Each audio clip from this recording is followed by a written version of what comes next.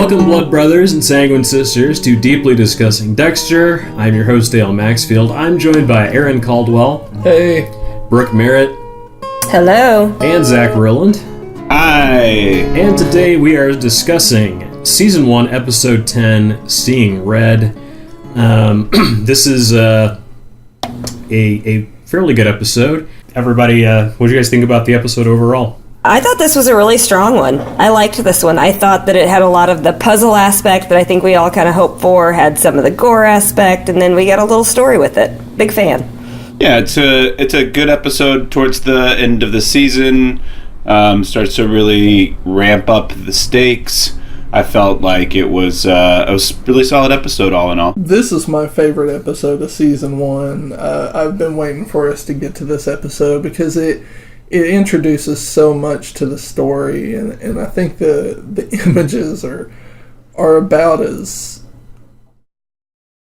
awesome as you get in Season 1. Like, just really good imagery. Yeah, and after the last episode, which I thought it's a really strong character building episode, it was good to get back to the actual Ice Truck Killer plot line versus the sort of couples weekend feel of episode 9. But I still really like episode 9 quite a bit as well. So, well, we were missing the dance parties in this episode, though. Yeah, like they had in episode 9. And this is Michael Cuesta back directing. He directed the first 3 episodes, and he also directs the finale of this season. And so, let's talk through it. Part of this episode is Paul getting sent back to jail. It starts with Dexter helping the kids getting ready for school. There's a locksmith changing the locks and adding strike plates. Dexter says the police have been called, and he gives Rita a can of pepper spray. And then later, police come to Rita's work and tell her that Paul's pressing charges for assault. She goes to make a statement with the police, so Rita calls Dexter, and she's being charged with a Class 2 felony assault. She's distraught, potentially losing her job and the kids. Dexter is too consumed with what else is going on in the episode to really talk to her, but he says he'll call his friend Malcolm Jamal Warner. That was a great. I really like that. I forgot that he was in this, and I was like, man, yeah, it's great. I couldn't think of his name, but I was like, oh my god, it's that guy. It's Theo. So, and I think it's a cool surprise that rather than what you expect to happen, which is Rita, sort of having the upper hand now after Paul's attack, the lawyer tells her that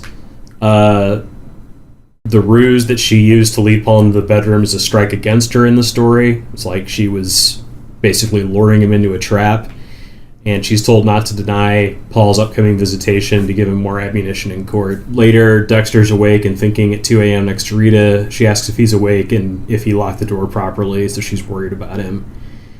And then when Paul does show up for his supervised visit, he takes him to the circus. Dexter sneaks into his room to try and prove that Paul deserves to be killed by Dexter, if he try and make a case for that. And he finds drugs and a gun in Paul's room, but starts having a panic attack as more of being locked in the shipping container thing is coming back to him in flashbacks.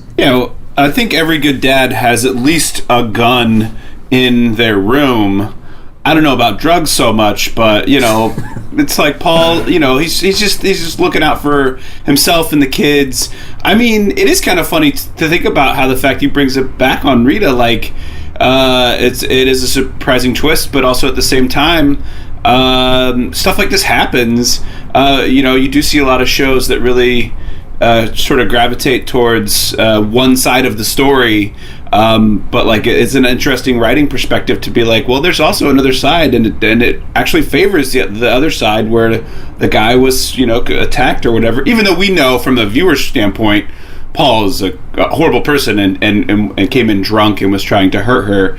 Legally, man, that's a nightmare. Yeah, and he's great at manipulating her to get what he wants.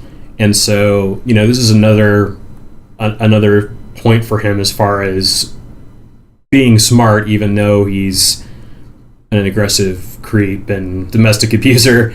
But it also starts to bend that needle back towards center a little bit, because he doesn't realize that he's up against Dexter. He doesn't realize how dangerous that situation is for him. Oh, he thinks he has the upper hand because he's always been able to manipulate the upper hand in every situation. He has no clue.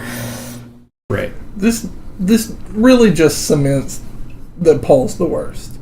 Like, when he comes in and he's got the bandage on his head and he gets his kids ready and he tries to suck up to Rita, like, oh, hey, let's just put this to the side. We can solve this like adults. It just made me want to kill him more. And that really dramatic bandage on his head too. That nobody bandages a head like that unless you're like going to court to try to win a case. Well, and you get a very rare fuck you out of Rita for that one too. Yeah. I almost clutched my pearls. Like, how can you say this, Rita? Rita goes to family court. She neglected to tell her lawyer that she broke her custody agreement by not letting Paul take the kids in one of the previous episodes. And she hit him with a bat, so he has a case. Paul comes home with the kids. Cody manipulates Rita into letting him tell a bedtime story. And that's when he offers to drop the charges in return for unsupervised visitation, and Rita tells him to fuck off. And then he goes into the kitchen and starts talking smack to Dexter. Now, before we get into what happens to Paul here, did anyone else notice that a bunch of this episode just looks like garbage? Yes, I noticed that. The lighting is terrible. I don't know what the problem was. There's a thing that happens with all cameras where if something's underlit, it will, if you're shooting on film, it'll put a bunch of like film grain distortion noise around everything. And if you're shooting digitally, it does kind of the same thing, but it ends up being those like kind of compressed block kind of looks to it. This scene in particular, where Paul and Dexter are having a conversation, is just, it looks like trash. It looks like somebody shot it on 8mm in a room with a single light bulb. Yeah, I noticed it in a lot of scenes. Yeah, especially there were some where the lighting was different from, like, when the camera was focused. I think it was a Paul and Dexter face-off, too. Paul would look really gritty, and then it would turn to Dexter, and he would look fine, then it would go gritty in the same scene. It was very poorly shot. The other place it's really bad is when Rudy shows up to Dexter's apartment, and they're sort of, like, on the threshold of the apartment, and it's dark outside. That looks really bad, too.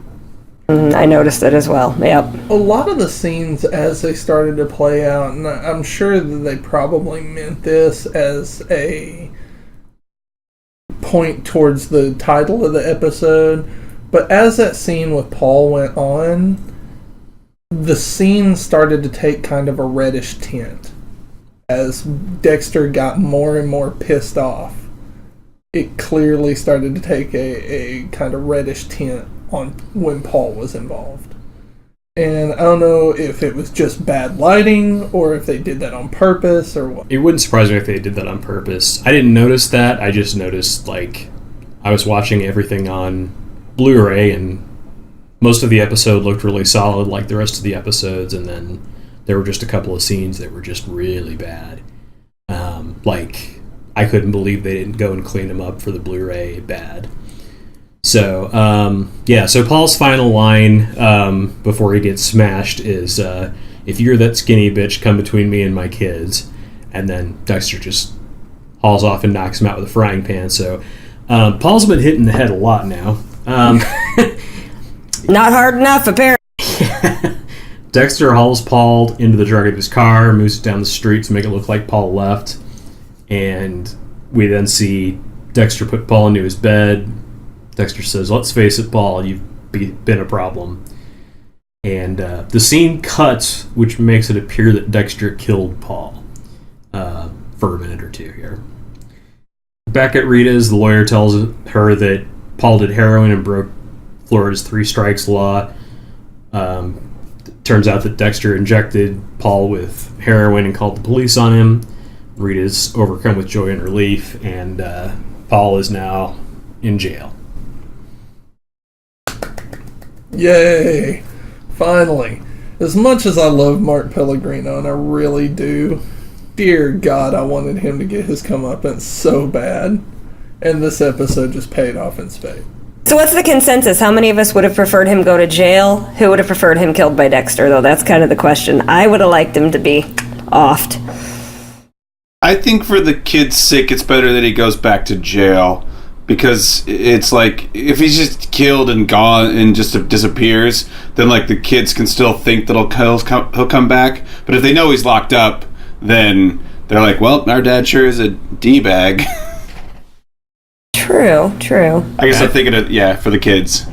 I think it makes an interesting wrinkle in what it leads to, where Paul begins to plant kind of seeds of doubt with Rita about what happened, and that while Paul was a problem, as Dexter said, he didn't meet the definition of the code of Dexter being able to kill him. So it would have been pretty out of place for Dexter to just sort of be like, yeah, the code, whatever, I'm just going to kill this guy. We can dream. So that's Paul's plot. The rest of this episode is all I struck killer all the time, which starts with Deb eating some 10-day-old cake, which Dokes chides her about. She says it's mocha, I think. He says it started out vanilla.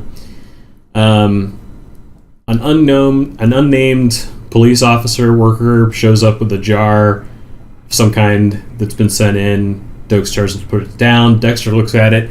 It's full of blood with a key inside to the Marina View Hotel. So Dokes and Deb go to see what's up, and then when they open the door, it's like the suitcase in Pulp Fiction. They just open the door and you just see their faces covered in red light. We don't get to see the room yet. So Dexter goes in there. It's completely covered in blood, and at first, when he arrives at the scene, he's in a hazmat suit with this great big smile on his face because he can't wait to go in there. But once he goes in there, it sends him reeling into a flashback of being in the shipping container, which is a repressed memory for him. And he just collapses into the blood face down. Doak says, something finally got to you. I guess you're human after all. And Dexter says he can't go into the room, so Masuka has to do it with Dexter standing in the hall telling him what to do. I thought this was a really good scene because it is the first time you've seen something truly bother Dexter. I guess you could say that he was bothered by something back in the psychiatrist episode, but this one was the first time where he was like, gosh, I'm not even sure how to explain it. He was just all out of sorts over this. He was triggered. He got triggered. And it brought an interesting look into his character, because at this point you've really just thought, nothing ever going to bother this guy. He could just do whatever and it'd be fine. And so I thought that brought an interesting twist. I think never since the blood hallway of The Shining have I enjoyed seeing so much blood in a room. It was so much blood, which is, it's like one of those moments where you're just like, wow, it's how's that much blood in there? Yeah. And it was, it's like a fun little thing, because like I think as you as the viewer, you can clearly see there's no bodies. You can, once they show you the room and like Dexter inside of the room and everything, but just like the pure emotion that he's overcome with when he just sees this amount of blood is like such an interesting thing that to like trigger him, where it's, you know, because like he's used to blood, and you know, you don't see any bodies. It's just like it all comes crashing down so quickly, but yet it's like a really beautiful moment to see humanity in a monster, you know. And I think that was like a really awesome scene to see it in, because I think that Michael C. Hall, just like the way he reacted to it was so great. So it was fun. Yeah, I think the hotel should rebrand that room as the bridal suite and just have a picture of Uma Thurman from Kill Bill on the door, because that's about the amount of blood that's going on in there. Yeah. So there are a couple questions I have about these scenes. One, does the Miami-Dade Police Department not check their packages? And she just like opened that up right in the middle of the bullpen. Excuse me, Miami Metro. Sorry, Miami Metro. and they don't do shit. They don't do anything right. Yeah, they got cake. They got cake to eat. They got man. Come evidence on. locker problems. They got everything's broken at Miami Metro. Then second, LaGuerta's in charge there. What do you think is happening? That's true. That's a good point. She's too busy winking at Dexter. So there's so much blood in that room. You're telling me that, like, did he put down plastic on the floor before he poured the blood in, because it's not seeping through the ceiling and the floor below? These things bother me. Okay. These are all good questions. I mean, fair. You got a question. I don't think we're going to get anywhere with that particular line of... Again, they don't consider science. Yes. We have to accept there's no scientific thought in these scenes. I mean, what kind of shoes was he wearing with that much blood? What kind of shoes does a man wear where you don't track out blood? I just got to know. Fair. So, yeah. So, Masuka's describing the blood to Dexter. The blood's not clotting. Dexter asks about a wall socket, and they find one with no blood on it, so there was some kind of a tool plugged in there. Back at Miami Metro, Masuka tries to talk Angel into going out for shots. Angel has bought his soon-to-be ex-wife backstage passes to a Neil Diamond concert. Sad Angel again. Deb tells Dexter to get out of Masuka's invite. She told him he had a yeast infection. She had a yeast infection, not Masuka. And Dexter said, well, that's a bit of an overshare. Deb asked Dexter what happened at the crime scene. She said she'd never seen him like that since Harry died. And Dexter tries to gaslight her, but she brings up that she still doesn't know how he feels about his real dad only living a few minutes away and never talking to him from last episode. Yeah, that's some stuff that happened. It was all very riveting. Yeah, I thought it was interesting though that like the blood clotting thing, you know, as a scientific standpoint of the show was interesting, you know, because he says it's old blood, like it's past the point of clotting or whatever, right? Like after a certain point. So scientifically, that's something I didn't know. I was like, no, I'm learning something. They from this talked show. about I don't remember the exact drugs. I think heparin was one of them. But there's Heparin and Coumadin. Yeah, they're both like blood thinners basically, and they keep it from clotting. Yeah, I agree. I thought that was a cool little thing. So, why do they keep going back to this Angel and his ex-wife, or soon-to-be ex-wife? Well, they just keep going back to it, and it serves zero purpose. I think they're trying to establish him as the sympathetic character because there's just really not a lot of that consistent sympathetic characterization in the show. I think they're trying to make him the heart of the show. But yeah, it just makes him kind of sad angel, empathetic. There's sort of a character triangle between Masuka, Dokes, and Angel that they all fill these different like male coworker roles. Like Dokes is extreme to the point of parody. Masuka is the like creepy, lovable guy, and Angel is the like always doing the things for the right reasons, but not always doing the right thing because he's a moron at like keeping his marriage together. Yeah, like buying Neil Diamond backstage passes. Or buying, like, X's and O's to put on his wife's necklace. And Yeah.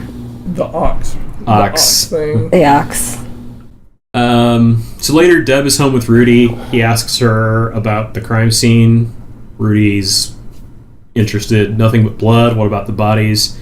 He asks how Dexter likes it, and Deb told him that Dexter freaked out. Rudy asks more about Dexter, but Deb is starting to initiate sex and says, let's not talk about Dexter right now. Rudy keeps talking about it. Deb's like, you don't have wood. Rudy said, well, you're the one that wanted to talk. And Deb said, yeah, but not now. I'm horny. Rudy suggests he call Dexter, and Deb's like, you know what? Let's just go to sleep. And Rudy says, okay, well, I'm going to go watch TV.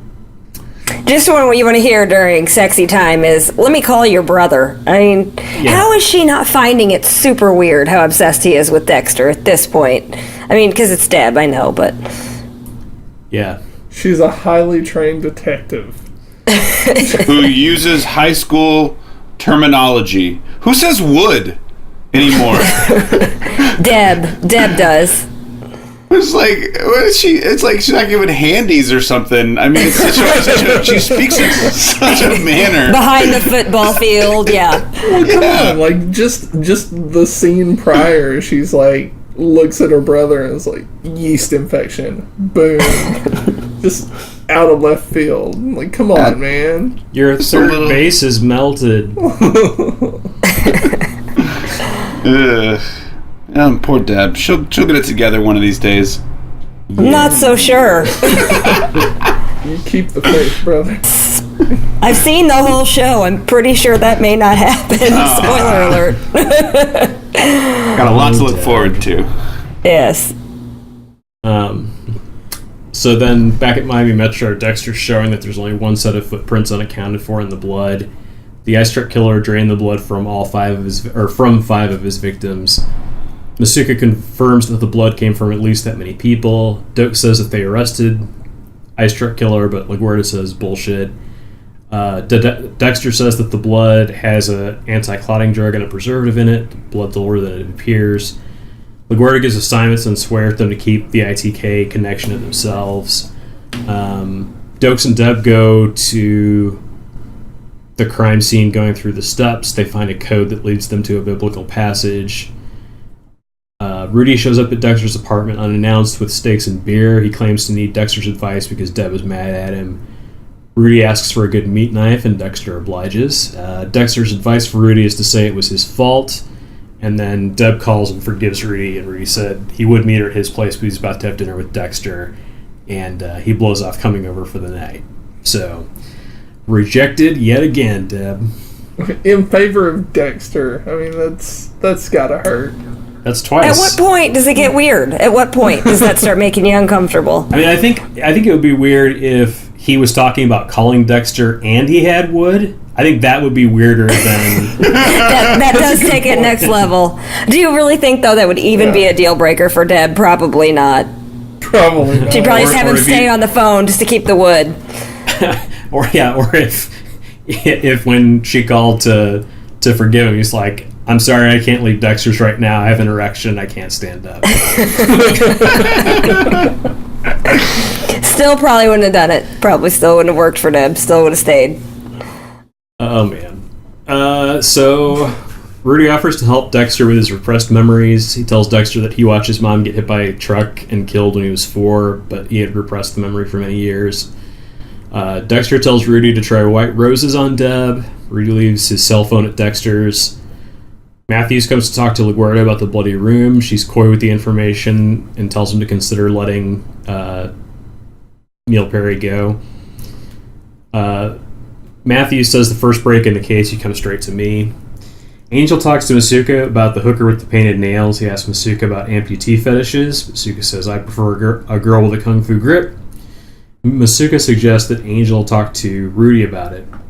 So Rudy shows up at Dexter's blood spatter room to get his phone back. He suggests that the blood spatter could be from an electric chainsaw, just like helping him along. Dokes is still pushing people to find more significance about the 103 number that they found in the room. Deb's angry and comes to Dexter to confirm him about hanging out with Rudy instead of talking to her. She says, you keep spend your life keeping me at a distance. You're all the family I have, and I barely know you. And Dexter just says, I'm late for Rita's deposition. There's this wacky overhead shot of the building to tell us that Angel is visiting Rudy. He comes in and asks questions. Rudy closes the door and grabs a giant blade to attack him. But when Angel asks about people with amputation fetishes, Rudy relaxes and says, hey, how often does someone get a chance to help catch a bad guy, huh?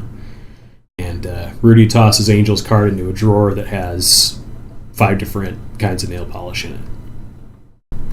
So that is Angel getting himself into trouble there.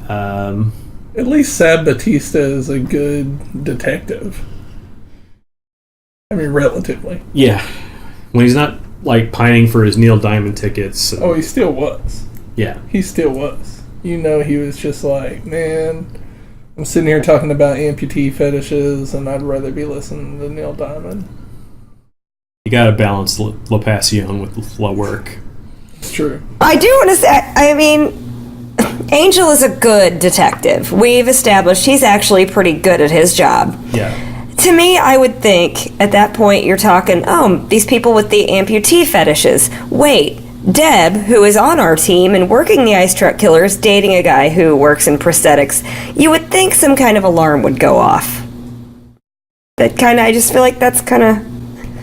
There's not that many prosthetic experts just hanging around, you know? I also think that, like, this is probably the first, like, actual relationship that Deb's probably been in since she's met Angel. So I don't know how seriously he takes the fact that she happens to be dating this guy, because those things seem to not last very long for her. See, and I think that would make it even more suspicious. This guy is actually really interested in Deb, so something's up. But yeah, he hasn't seen it firsthand, I guess, is the thing. Like, he's hearing it from Asuka. Dokes has seen them together because they basically met in the hospital room with Tucci. And Dokes was there for that. This is all directly preceded by them being out at that club, and Sad Batista tries to talk to get to that. It's just we're talking about Sad Batista. I figured I'd just jump right into it. Yeah, the ice truck killer isn't the most important part of the episode. It's Sad Batista. Sad Batista Always. for performance of the episode. Always. Yeah. Oh, I was going to say, I want to know why Dex says white roses instead of red roses. Isn't the whole... I mean, I get the significance of what white and red and the colors of roses mean, but, like, the show, this episode is about seeing red. So it's, like, an interesting... This is just a small detail. But, like, you know, she says white roses, and it's like... That's a, you know, he loves blood and she loves white roses. What, you know, they're clearly not family. But then later she's like, "You're my closest thing I have to family," and it's like, you guys don't even like the same colors, you know. That's a deal breaker. You can't be family. You know, like this ends everything for me. Oh yeah, Thanksgiving is real rough at my house because we don't agree what colors. I'm not coming home, Mom. Summer team purple. No, it was just funny though that he says white roses, and it's like, yeah, this episode's all about red. Oh, Yeah, okay, white roses. It's it's interesting. I don't know that there's like any precedent in the show for why that is, or if it's just another example of Dexter not knowing at all what Deb would really like, or not really understanding. But correct me if I'm wrong. I think white roses, I don't really know this, but I think white roses stand for asking for forgiveness. I think that's what they symbolize, you're right? I don't know. I don't know my flower stuff, but I think I that's believe the you're thing. right. That white roses are an apology and red roses are more like romance, Valentine's Day, that kind of thing. Yeah, because I've been showing up with like rainbow colored roses just so I cover all the bases.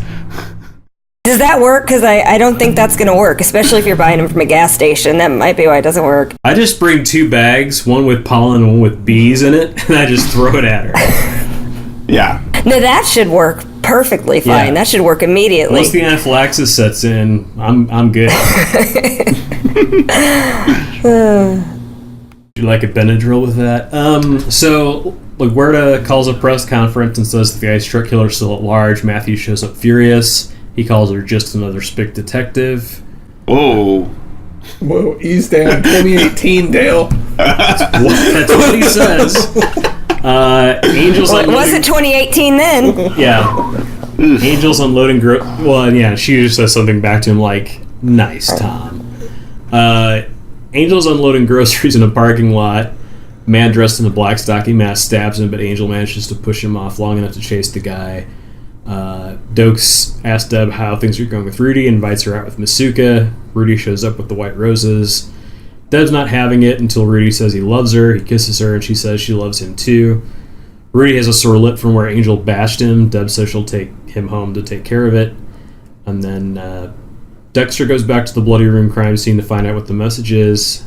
His mom is shown in more detail in the flashback, begging them not to dismember and kill her in front of Dexter.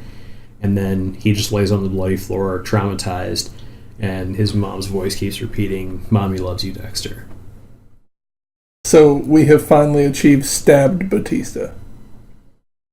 We can talk about the section I just talked about. I am. He stabbed Batista. Oh, okay. Batista. Stabbed Batista as opposed to sad Batista. There you Gotcha. go. Yeah. See what you did there. If you prick are me, do I welcome. not bleed? Now, yeah, like, what is it with the cops of Miami Metro getting attacked in garages? Yeah. Like, Dokes was attacked in a garage, now Batista's attacked in a garage. Don't park in the garage, fellas. That's why everyone at Miami Metro runs down the road so fast. Like, that's why Dokes never stops moving once he leaves the office. He's just taking off. Full run. The like whole political game that is being played between LaGuerta and Matthews, I think, is like a pretty telling truth to a lot of like police forces to some degree. Maybe not so harsh. I mean, although I gotta say, I mean, I've been around some police officers and like they use some pretty graphic language. Like, I thought, you know, like certain movies were bad, but like there are police officers that are just consistently using language that you're just like, wow. But like this political stance that they take is like it's pretty telling because it's a game of politics as well as a game of safety and a game of they're doing the right thing. And so like there's all this stuff that's happening. So I guess what I'm saying is I applaud the show for still continuing to take that road because I think it's important for the show in the essence of what's happening with all of the people in the department. Well, and Captain Matthews has to be a very busy racist, right? Because if he's racist against Cubans in Miami, holy crap, has he got a lot of people to be mad about. Yeah, for sure. And you're right, Dale. That's something interesting too. Is they cast like a Caucasian male to be the captain in this case in a community that is largely Hispanic. You know, it's like well, and all the upper brass is white. Like we see him in that other scene where we thought he was going to be in trouble for something or another, and they just all walk out, and everybody's fine with him because you know the old white guys in the police force take care of each other. Yeah, it's a real dick and balls club. Indeed. I'm just trying to use some police lingo. That's what it's called. Dick and balls club. Yeah. So I was also going to say too, Dokes' sort of interest in Deb has become more interesting too, right? Like their partnership, their friendship even has become more close, and it's like, especially with the way he feels about Dexter too. But like he feels one way about Deb, he feels the other way about Dexter. But like he, you know, I feel like there's not necessarily sexual tension, maybe quite yet, but there is that like I feel like there's a building up of something going on there. Yeah, I think she's winning him over time, right? Because she starts in a very naive place, and there's the interviewing Tucci episode where she makes what sounds like a bad idea at first that Dokes ends up adopting and like asking him to pretend that he's back, in trauma and talk about the killer some more kind of thing. So yeah, I think they're starting to respect each other. I mean, Dokes is never going to be efficacious with praise or anything like that. The kind of thing that like Deb so wants like from him. The best thing he could do for her is tell her that she's doing a good job, and she would love that. But he'll never really say that. He just won't like curse at her quite as hard. So he'll give her a warning before he jumps out. Right. Here I come. Surprise! So now we get into the Sad Angel plot, which is not very long, but it's still there. Masuka has taken Angel to the club where he's talking about his estranged wife to a very disinterested woman. Angel says, Nina loved Neil Diamond, Song Blue, Kentucky Woman. You gotta love that shit. The girl walks away. I can't imagine why she would walk away from that. And the outfit that he's wearing is just terrible. Great outfit, talking Neil Diamond, and talking about your ex. That's the trifecta right there. Yeah. So good. When he started naming songs, that's when I lost my composure and started laughing. I just became so much more interested when he started that. Like, I would date that guy. Song Blue. You gotta love that shit. And then he says it in his Sad Angel voice, too. Yeah, but I feel like he just knows the titles. Like, he doesn't know any of the words. He's just in it enough to know the titles. Yeah, he's a terrible husband.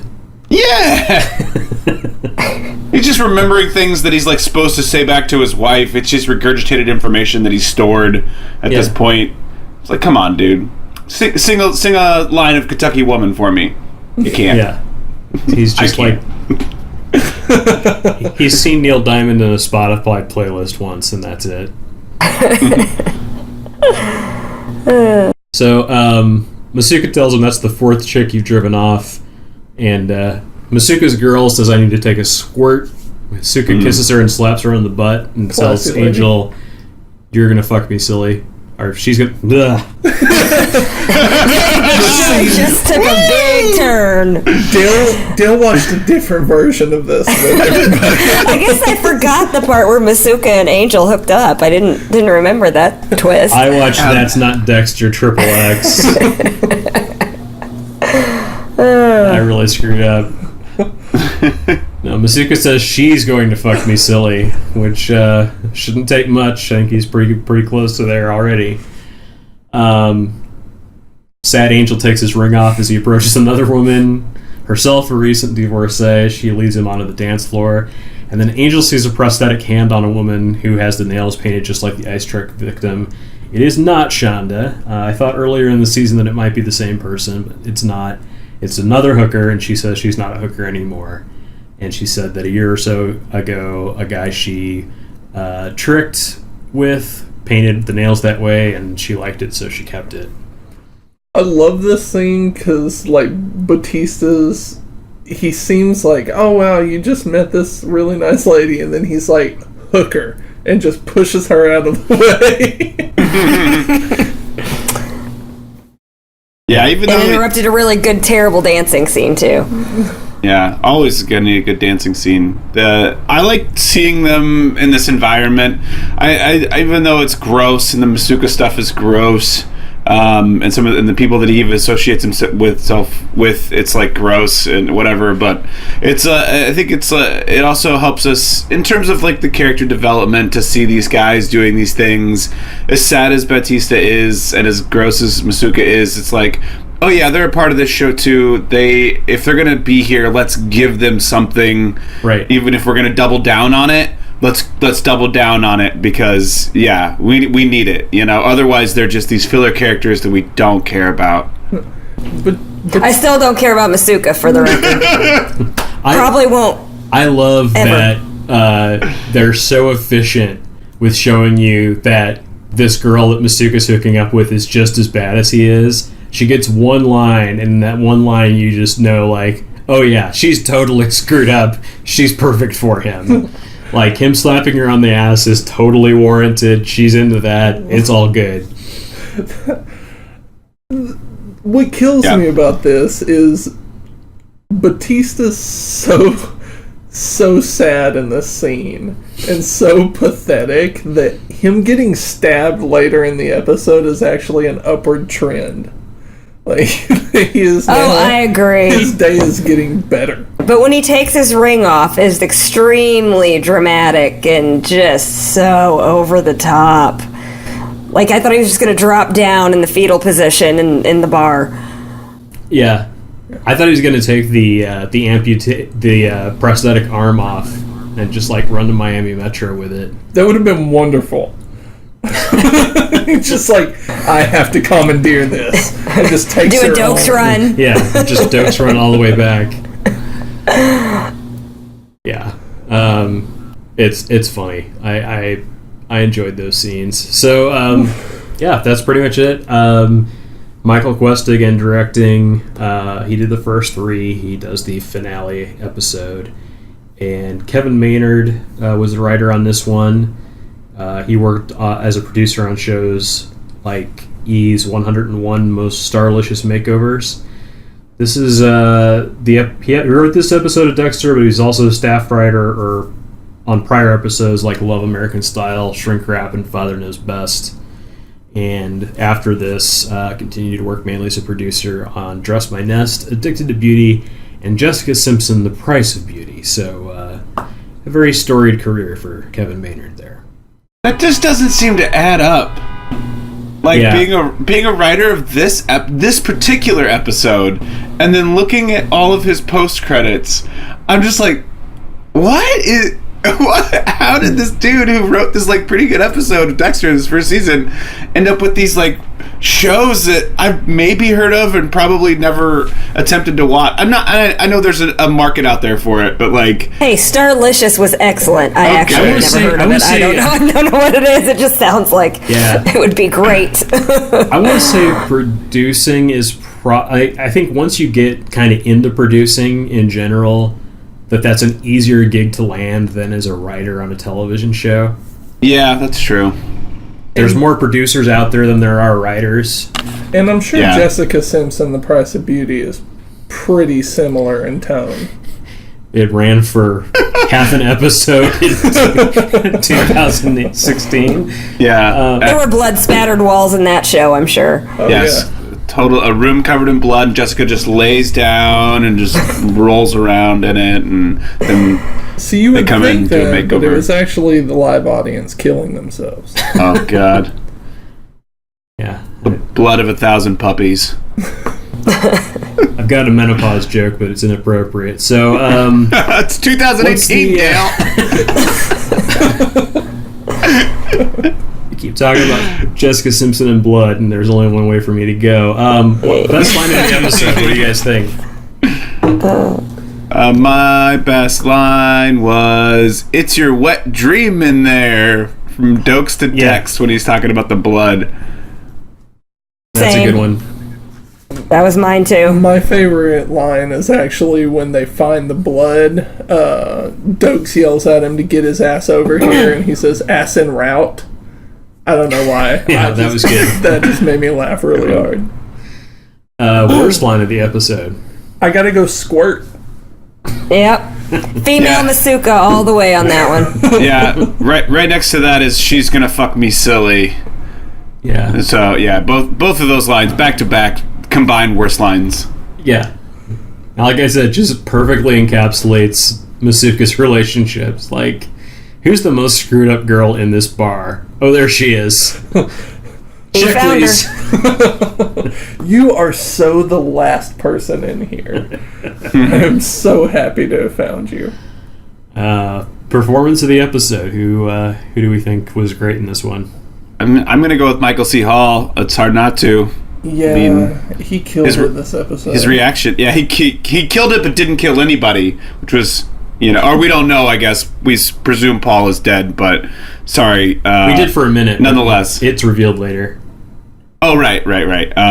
Yeah, but no, his reaction in the blood room was top notch. I kind of went with Dokes on this one, not necessarily because it was the performance of the episode, but this was a really good Dokes episode. He had so many good lines that I know that's not really a performance thing, but I had to give him the edge for that. Yeah, I thought Rudy was really good in this one. His handling of juggling the way he's talking with Deb, the scene with him and Deb especially, I think is great because he's juggling the fact that he's the ice truck killer. He's trying to put on a good face in front of Deb, and he's also can't help himself but ask questions about Dexter and be completely fixated on Dexter and not get wood. Especially now that they've spent time together. They actually met in the last episode and spent the weekend together. Yeah, not getting wood is actually harder than it sounds. It's like that's a performance on its own right there. So, saying that's difficult. I cannot relate to any of this. You got Deb on top of you, yeah. Wait till you're 40, my friend. Things change. It's not the same as when you're 17. Yeah, I'll grow up someday. I agree with Zach. It's hard not to give Michael C. Hall the edge here because he just does such an amazing job at the beginning of this episode. It sets the tone for everything else that happens. That is it. That is our episode for Season 1, Episode 10, Seeing Red. Thanks, you guys, for helping me out with running down the episode, and thanks, everybody, for listening out there. We'll see you again next time on Deeply Discussing Dexter.